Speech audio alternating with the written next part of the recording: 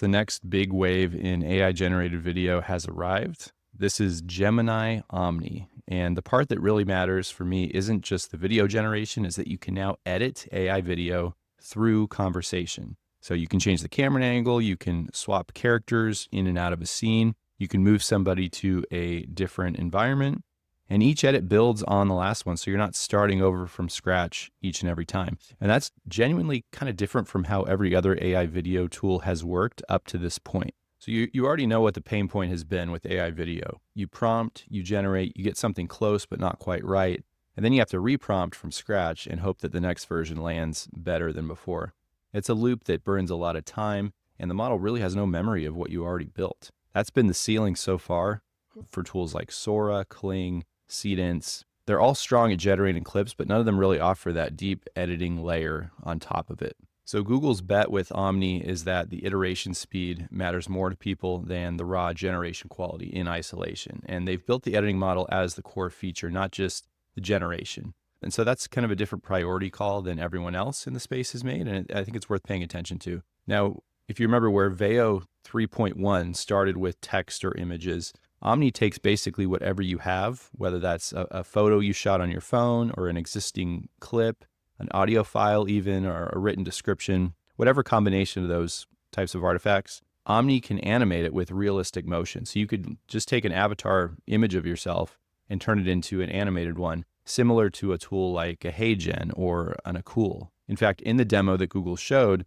they included someone photographing a physical object and then instructing Omni to animate it with realistic motion. Another big part of this announcement is conversational editing. So this is the headline capability that Google's really trying to push here. And Google demonstrated a sequence where a violinist gets transported to an outdoor environment, then has the violinist made invisible, and then the camera angle shifts to over the shoulder. And each edit maintained that character and scene coherence from the step before. If you know anything about AI video, of course, keeping the consistent characters and scene stylings has always been a challenge in different tools.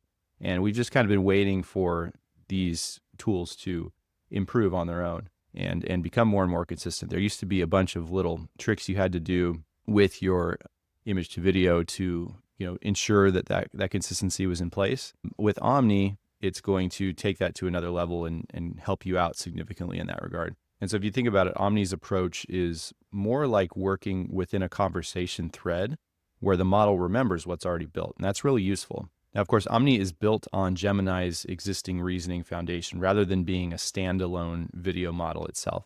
So it has access to Gemini's training across different subject matters: history, science, biology, as well as cultural context. Now, the big piece of this I think everyone cares about the most is what will the access and subscription levels be like? So Gemini Omni Flash is like the quick model, is available right now in the Gemini app and Google Flow. And so if you're an AI Plus user, a Pro user, or an Ultra subscriber, you can use this. On YouTube Shorts and the YouTube Create app, it's rolling out for free this week. Now, there's a Pro tier in development, which there's no confirmed release date beyond just it's in testing right now.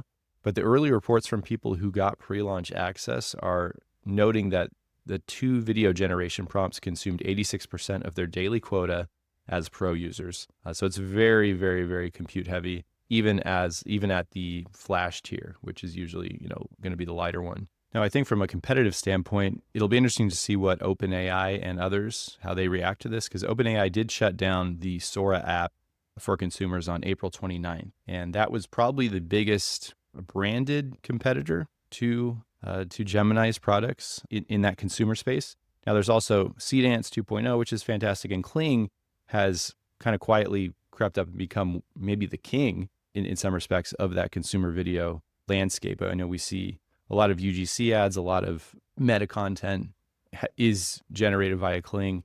The quality is fantastic. So there's still that competitor in the space, but obviously it's going to be tough to compete with Google, especially with the multi-model input and the conversational editing features. So I think the big takeaway here is if you're a content creator, if you're an educator, marketer, whatever it may be, anyone who makes video, basically, the question is going to be which model produces the best short clips, right? And especially for people who do ads, right? What creates that best generation?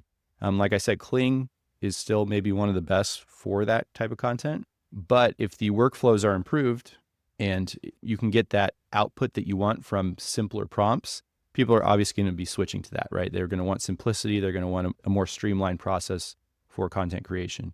So it'll be interesting to see how this plays out. I'm going to be testing this quite a bit, and we'll see how it goes. I think if you already live in that Google ecosystem, if you've been using Veo and Nano Banana, I think it's going to probably draw you in more to adopting Omni into your workflow because you're already in that ecosystem. And if you're not, you might shy away from it. But I think for anyone who's trying to ramp up their digital presence, whether that's through a website, search engine visibility, paid ads, incorporating video is going to be a huge part of that here moving forward. It has been for a while now. It's only going to get more so in the coming months and years. So like always, if you enjoyed the content, leave a like. We'd love you to subscribe, and we will see you on the next one. Peace.